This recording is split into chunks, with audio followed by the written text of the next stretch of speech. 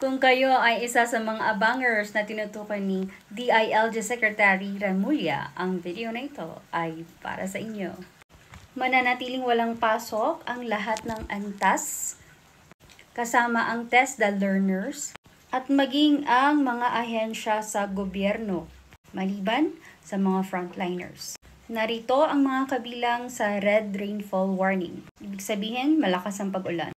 Bataan, Benguet, Ilocos Sur, La Union, Occidental Mindoro, Pangasinan at Zambales. Narito naman ang mga kabilang sa orange rainfall warning. Abra, Batangas, Cavite, Ifugao, Ilocos Norte, Laguna, Mountain Province, Pampanga at Tarlac. Habang mga sumusunod ay kabilang naman sa yellow rainfall warning. Albay, Apayao, Aurora, Bulacan, Cagayan, Camarines Norte, Camarines Sur, Isabela, Kalinga, Marinduque, Metro Manila, Nueva Ecija, Nueva Vizcaya, Oriental Mindoro, Palawan, Quezon, Quirino, Rizal at Romblon.